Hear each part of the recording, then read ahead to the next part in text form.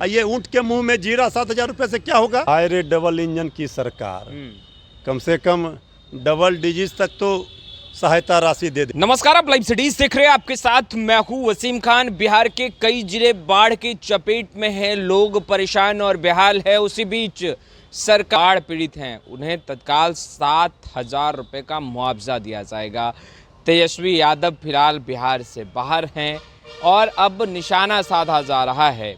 हमारे साथ मृत्युंजय तिवारी हैं, स्मार्ट मीटर पर भी बात करेंगे। देखिए, स्मार्ट मीटर को लेकर जो प्रश्न राजद उठा रही थी, अब उस प्रश्नों को सरकार सुलझाते हुए दिखाई दे रही है। मृत्युंजय जी, सबसे पहला सवाल, बिहार के कई ज़िले बाढ़ के चपेट में हैं।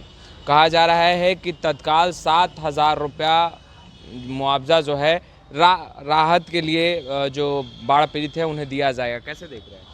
हाय रे डबल इंजन की सरकार, कम से कम डबल डिजिट तक तो सहायता राशि दे देते हैं। अच्छा, डबल इंजन की सरकार है, लोग त्राहिमाम कर रहे हैं। अब सरकार तो लगातार, जब नेता प्रतिपक्ष श्री तेजस्वी यादव ये सरकार को घेरने का काम कर रहे हैं और याद दिला रहे हैं कि जब यूपीए 1 की सरकार थी केंद्र में, तो किस तरह बाढ़ पीड़ितों के लिए सहायता पहुंचाई थी आदरणीय लालू प्रसाद जी जब रेल मंत्री थे। तो अब सरकार जाग रही है, अभी भी कहीं बाढ़ पीड़ितों को सहायता सरकार की ओर से नहीं मिल पा रही है। उस तरह जो लोग भूखे हैं, प्यासे हैं, गांव के गांव, घर के घर बह गए, ये ऊँट के मुंह में जीरा 7,000 रुपये से क्या होगा। अच्छा, ये सरकार क्या कर रही है? तत्काल मदद तो भाई तत्काल हम कह रहे हैं कि सरकार तत्काल नहीं, 2-4 दिनों से लोग परेशान हैं। घर के घर, एक परिवार में 10 लोग हैं। मतलब बताइए, सारा चीज़ बह गया उनका, न वस्त्र है, न मवेशी का चारा है, न खाना। तो क्या करेंगे लोग? सरकार या केंद्र की सरकार क्या कर रही है? डबल इंजन का आदरणीय प्रधानमंत्री जी कहाँ है? अभी बिहार से रिश्ता और बिहार याद नहीं आ रही है। तो ये तो दिख रहा है कि सरकार पूरी तरह से बाढ़ पीड़ितों को राहत पहुंचाने में नाकाम साबित हो रही है, सहायता करने में नाकाम साबित हो रही है। उदाहरण के साथ हम लोगों ने बताया, हमारे नेता श्री तेजस्वी यादव जी ने, कि किस तरह से सहायता, क्यों नहीं आपदा घोषित करा रहे हैं, क्या भयावह रूप है, लोग त्राहिमाम कर रहे हैं। और सरकार हवाई सर्वेक्षण कर रही है। सरकार यहाँ बैठे लोग कार्य समिति की बैठक में व्यस्त हैं, तो कोई किसी चीज़ में व्यस्त है। ये सरकार का क्या काम है, दायित्व क्या है? नवरात्रा चल रहा है, सरकार को युद्ध स्तर पर राहत पहुंचाना चाहिए। आप देख लीजिए जाकर के धरातल पर क्या हाल है। पर वो तमाम जो सत्ता में बैठे जो नेता हैं कह रहे हैं, तेजस्वी यादव देखिए नेता प्रतिपक्ष हैं, बड़ी जिम्मेदारी है, मगर दुबई घूम रहे हैं। देखिए, बड़ा दुर्भाग्यपूर्ण स्थिति है। सत्ता में बैठे हैं जो लोग, वो नेता प्रतिपक्ष श्री तेजस्वी यादव जी को खोज रहे हैं। अरे भाई, इसका मतलब है आप कबूल कर लीजिए ना कि हमसे नहीं लोगों को मदद और सहायता सरकार कर पाएगी। तो श्री तेजस्वी यादव जी के एक एक कार्यकर्ता, एक एक नेता, एक एक लोग वहाँ मदद कर रहे हैं, राहत पहुँचा रहे हैं। श्री तेजस्वी यादव जी लगातार मॉनिटरिंग कर रहे हैं, खबर ले रहे हैं। लेकिन ये जो सत्ता में बैठे लोग हैं डबल इंजन की, ये बताएं कि सरकार डबल इंजन कहाँ है। ये इसका मतलब नाकाम है, नकारा है, निकम्मी है, इससे नहीं कुछ होगा। ये सरकार में बैठे लोग स्वीकार कर रहे हैं, तो जनता अब तेजस्वी यादव जी को लाएगी और तेजस्वी यादव जी इस बाढ़ का परमानेंट समस्या का समाधान कराएंगे। और लोगों के लिए अब तो सरकार में बैठे लोग, जब हम देख रहे हैं, लगातार खोज रहे हैं तेजस्वी यादव जी कहाँ हैं। अरे सरकार में आप हो, आपके पास संसाधन है, आप डबल इंजन की सरकार दिल्ली से लेकर पटना तक आपकी है, कर क्या रहे हैं? 30 सांसद आपके हैं, कर क्या रहे हैं? ये न बताइए तेजस्वी यादव जी को क्या खोज रहे हैं। तेजस्वी यादव जी तो कर रहे हैं जितना हो पा रहा है। हमारे एक एक नेता, एक एक विधायक, एक एक सांसद, पूर्व सांसद, माननीय विधायक, जो भी नेता कार्यकर्ता हैं, सब लोग लगे हुए हैं, लोगों को राहत पहुंचा रहे हैं। राष्ट्रीय जनता दल पार्टी भी कर रही है लोगों के राहत पहुंचाने का काम। के नेताओं की मुश्किलें लगातार बढ़ती नजर आ रही है। लैंड फॉर जॉब मामले में कई नए नाम को आरोपी बनाया गया, जिसमें तेज प्रताप यादव भी एक नाम शामिल हुए। वहीं मुन्ना शुक्ला को उम्र कैद की सजा मृत्युंजय जी हो गई।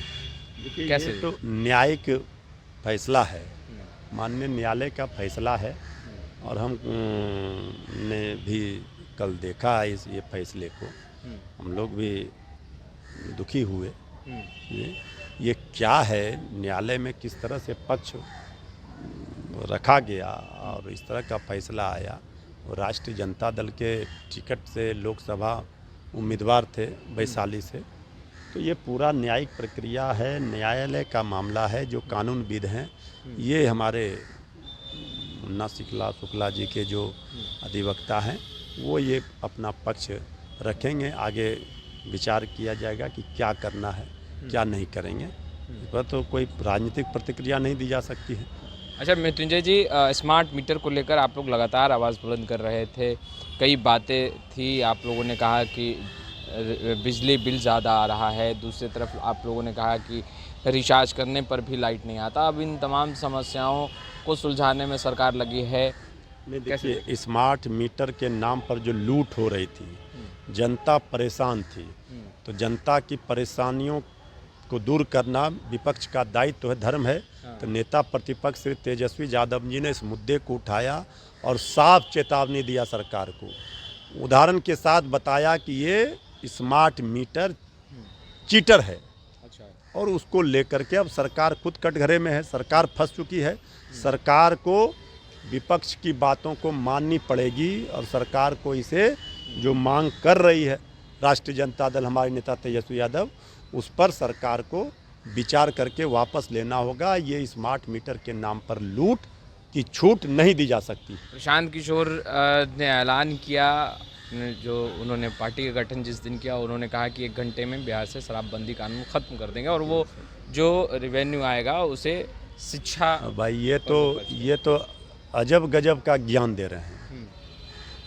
मन शराब के पैसे से ये शिक्षा, शराबी बनाना चाहते हैं कि शिक्षित बनाना चाहते हैं, पहले ये तय करें।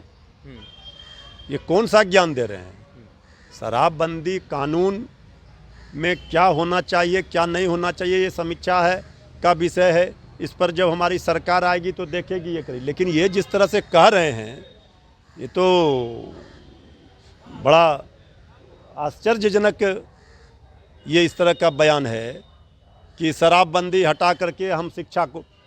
अरे ये देखिए, ऐसे लोग बहुत राजनीति में, जब चुनाव में, लोकतंत्र में बहुत सारे लोग घूमते हैं, आते हैं, तो लोगों का तो उस दिन पोल ही खुल गया। ये क्या, इनके पास ना कोई नीति है, ना कोई नीयत है, ना कोई, तो ये अपना बहुत बरसाती मेढक आते हैं जाते हैं, उससे क्या मतलब। तो आपने सुना मृत्युंजय तिवारी को साफ तौर पर निशाना साध रहे हैं प्रशांत किशोर पर, और देखिए सरकार पर जमकर गरज रहे, कहते नजर आ रहे हैं कि डबल इंजन की सरकार पूरी तरीके से फेल है। सरकार को विचार करना चाहिए उन लोगों के प्रति जो कहीं ना कहीं जिनका आशियाना उजड़ा है। फिलहाल इस वीडियो में इतना ही। आपका बहुत बहुत शुक्रिया।